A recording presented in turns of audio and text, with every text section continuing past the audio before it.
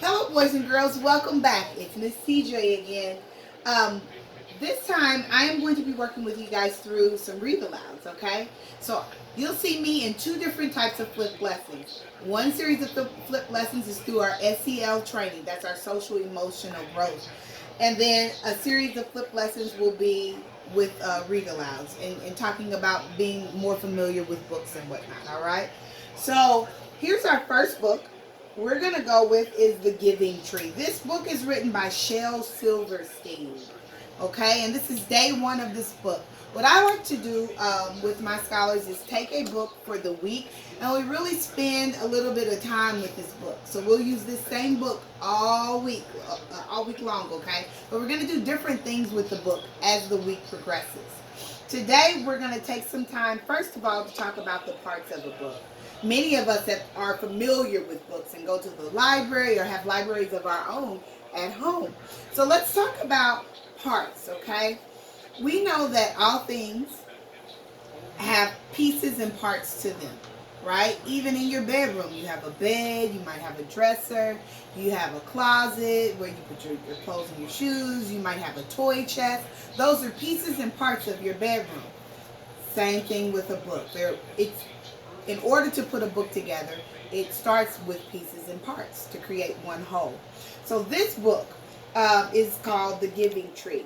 I'm going to take this off. Sometimes when you have really nice hardback books, you have this piece on them. It's called a sleeve. We usually take them off in the classroom because they get damaged pretty quickly. So I'm going to take my sleeve off. This is a part of a book, a sleeve. You won't find it on paper books, though. Paperback books don't usually have sleeves, but hardback books usually have it. So I took my sleeve off. This portion of the book is called the front cover. Touch your nose if you already knew that. But this is a front cover. When you flip it around, if this is the front cover, what do you think this is? You guessed it. It's the back cover of the book. So we have a front cover and we have a back cover. All right? The front cover has some important information on it. You'll find three important things that kindergarten teachers are going to look for you to know. If there's an author, that's the person that writes the book. The author writes the book. The author writes the book. Hi-ho, librario, an author writes the book. Then you'll also find an illustrator's name. An illustrator is the person that draws the pictures. The illustrator draws. The illustrator draws. Hi-ho, librario, the illustrator draws. So the author, who does the writing, and the illustrator, who does the drawing. The third important thing you're going to find on the front cover of a book is the title of the story. It's the name of the book. You have a name. I have a name. And this book has a name. So it's the title, the name of the book, the author, the person that writes all of the words, and the illustrator, the person that draws. Those are the three pieces of information that's important on the front cover. With the back cover for most books, you'll find some type of picture, be it an illustration or a photograph of the author. Here's Shel Silverstein right here. And sometimes with books, you'll find bits of information from people who've read the book and they tell you how they feel about the book. And sometimes you'll find a short little summary telling you a little bit of what the book is about, okay? So front cover, back cover. Ooh, who knows what this part of the book is called? It's called the spine. If you can feel down the middle of your back, you have a spine. That spine is what holds your body frame together and keeps you tall and erect, right? Same thing with the book. That spine is going to hold this book together and keep it standing tall. Most of the time you go to a library or a bookshelf, you see books standing this way. Can you imagine what this would be like if that spine wasn't there? I know it'd be wibbly wobbly and falling all over. So front cover, back cover, spine. On the spine, again, you'll find those same three pieces of information that you find on the front cover. Author, illustrator, title. All right?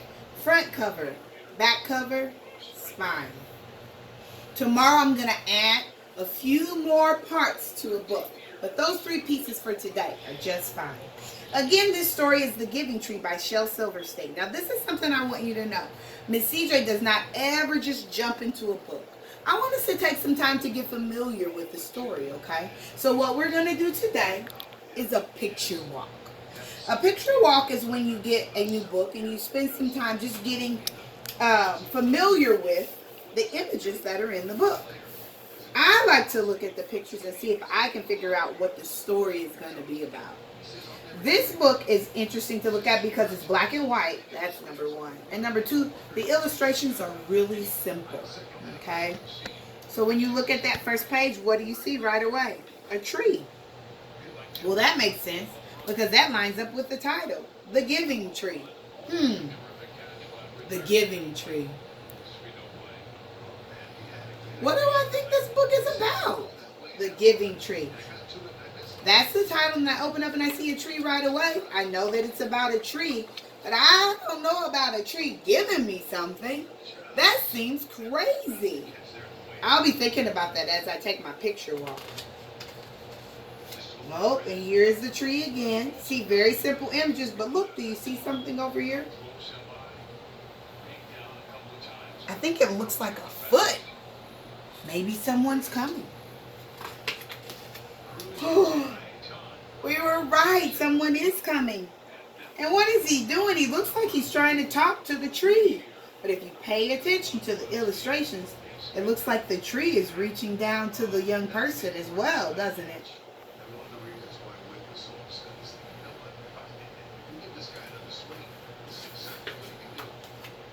Oh, look.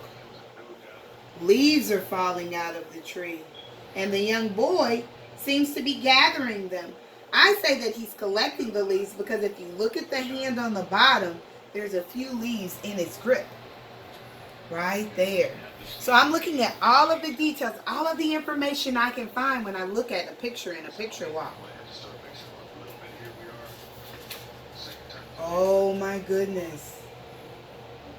He's taken the leaves and he's made a garment for his head.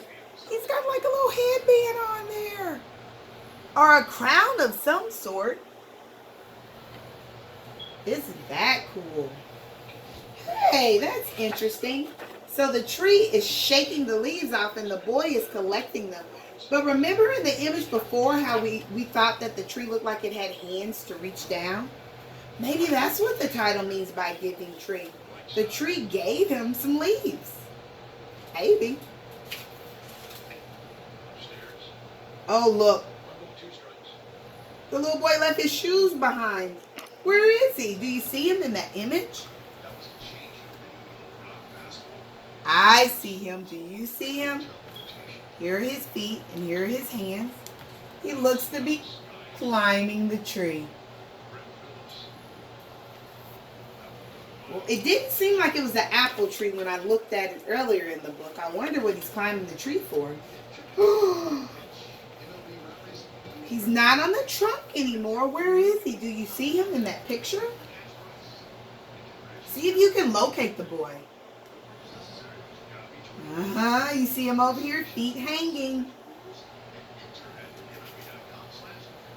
He looks like he's swinging from the tree like a little monkey. Oh, I may have been wrong in my first thoughts. I'm going to have to change my thinking. I'm going to have to synthesize. I thought at first that there were no apples in the tree. But now I'm noticing that the little boy's throwing apple cores out of the tree that have been eaten. Maybe he had them in his pocket, but maybe I was incorrect in my first thought and there actually are apples in the tree. When I synthesize, I change my thoughts based on the information I receive.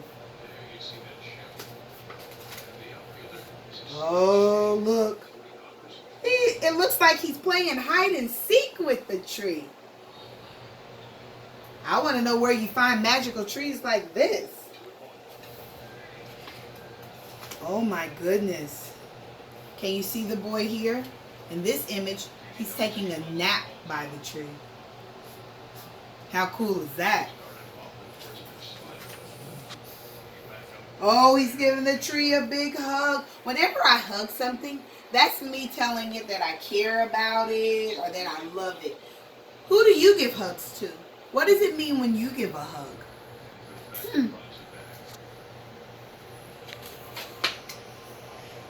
Oh, here's a little boy. And there's something in the tree that wasn't there before. It looks like a heart. And it says me and T. T?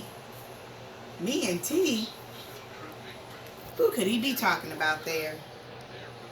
And there's a little knife on the ground behind him. He's carved into the tree. I hope he didn't hurt that tree.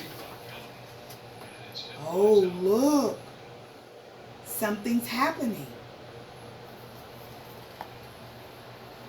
It seems that the boy might be getting older. Do you see that? I wonder. I'm going to go back and look. I'm going to verify something. If he's been looking like he's getting older and older the whole time. And you know, sometimes Miss CJ will have a book that you have in your collection. It is okay to pull that book out and look at it again later. Oh, look. It looks like his legs are longer. But there's another heart there. Oh, look at that picture closely, guys. 2 sets of legs. 2 hearts. This heart was earlier when the boy was young. Now look at this heart. It says me and YL.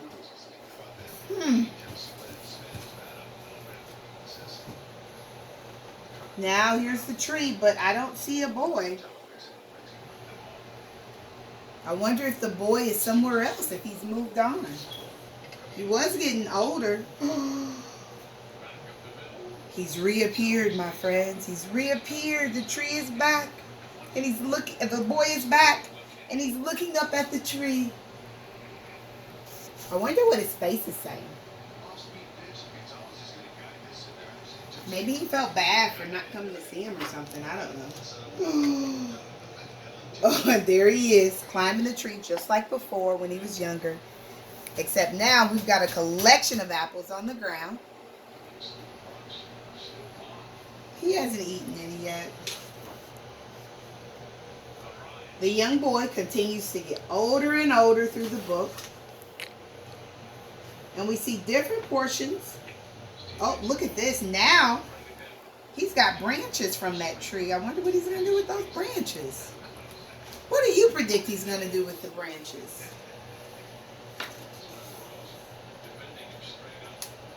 No boy again. Oh, man.